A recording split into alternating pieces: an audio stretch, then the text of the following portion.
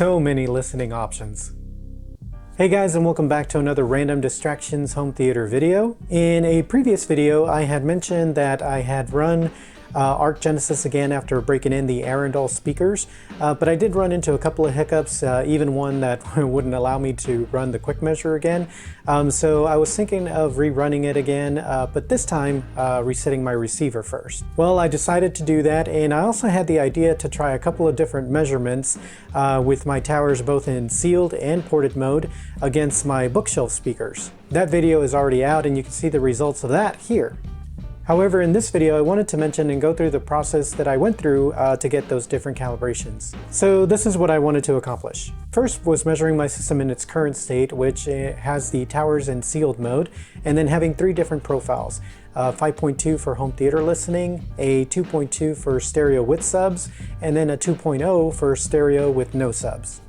I also wanted to measure the towers in ported mode and only having two profiles, the 2.2 with the subs and then a 2.0 with no subs. And the last measurement that I wanted to try out was switching out the towers for the bookshelf speakers and then having also two profiles, a 2.2 with which was stereo with subs, and then a 2.0 without the subs. So after resetting my receiver, I launched Arc Genesis, and while Arc Genesis does allow you to do up to 4 different measurements, and then 4 different profiles for those measurements, I decided to do each measurement as its own calibration file. When it comes to the profiles, you can choose which measurement you want to use, but I couldn't find any documentation showing how to change that after it's done.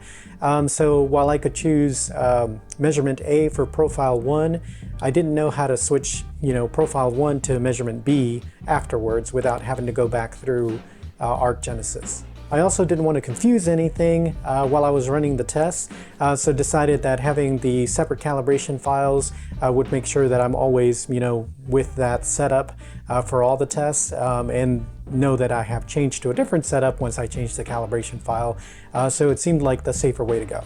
So my first run was with the towers in sealed mode, and when I got to the subwoofer, I did the method that I've been doing in the past, which is just to turn down the subs 1 dB at a time in the SVS app until Arc lets me continue, and this resulted in the left sub being at -22 and the right sub being at -24.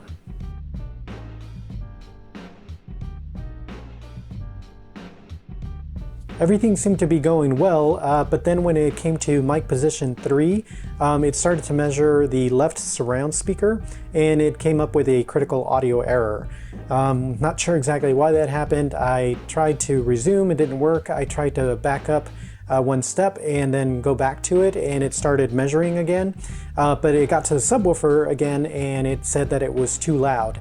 Now, I had already, gone through that process, so I was like, no, this is not right. Let me go ahead and just close it down and start over. But when I tried to shut it down, it actually froze on me. So I had to, force shut down the software at that point. Once I restarted the software and started to go through the calibration, it came up with no issues and actually didn't have any additional issues in the other calibrations as well. So it was just kind of a random glitch. So once the measurements were done, it was time to create the profiles. To do this, go to Adjust Arc Settings, and from this screen you have 4 profiles. I only used 3, which I named 5.2 for Profile 1, 2.2 for Profile 2, and 2.0 for Profile 3. The next step is to select the speakers and subs for each profile.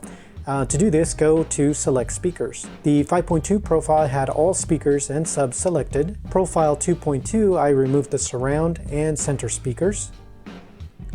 And Profile 2.0, I removed the surround, center, and both of the subs. As I've mentioned in previous videos, I do like a plus 3 dB boost in room gain for this calibration, and so I adjusted that for the 5.2 and 2.2 profiles. I then uploaded the measurements to my receiver and was now ready to run the automatic phase process. I did notice that it did run it for each profile that had subs, so for the 5.2 and the 2.2, and when looking at the PDF, it does have different settings for each profile. With that done, I ran the measurement for the towers in ported mode, and it went through with no issues. Using the subwoofer method as before, I ended up with -23 for the left sub and -26 for the right sub. so it turned them down a little more than when the towers were sealed. I made sure to create the two profiles, which were 2.2 and 2.0, but didn't add any additional room gain. I did notice that the room gain was considerably higher than when running the towers in sealed mode, at least before I added the plus 3 dB room gain. I then uploaded and ran the automatic phase. For the last measurement, I moved my bookshelves to be on top of my towers since that was kind of the easiest place to put them, and hooked them up as the front speakers. This one also went through fine, and when it came to the subwoofer, using the same method, I ended up with -23 for the left sub and -25 for the right sub, which interestingly was very close to the towers in ported mode. I made sure to create the two profiles, which were 2.2 and 2.0, but didn't add any additional room gain. In regards to the room gain though, this was actually the first time I had seen it set to 0, so no additional room gain for the 2.2 profile, and only slightly for the 2.0 profile.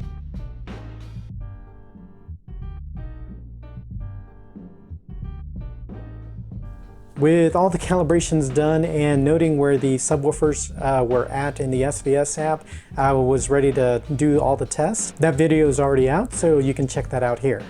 So that's how you go about setting up different profiles in the MRX 1140. And like I mentioned, it does offer, up to 4 different measurements in addition to the 4 profiles that you get. So for example, if I wanted to do maybe sealed mode for the 5.2 profile and then the 2.2 profile, but for the 2.0 profile I wanted to have them ported. So for measurement A I would do them in sealed, and then for measurement B I would do them ported, and then when it came to the profiles I would assign measurement A with the sealed mode for profile 5.2 and 2.2, and then measurement B for the 2.0 profile, which would be the ported one. This is just an example of how customizable the Anthem MRX 1140 is, and I'm sure some of the other Anthem products are. Well, that's all I have for this video. I would definitely appreciate a like, of course, on this one. Make sure to subscribe and hit that notification bell so you'll be notified when the next one drops. And until then, I hope you have a good one.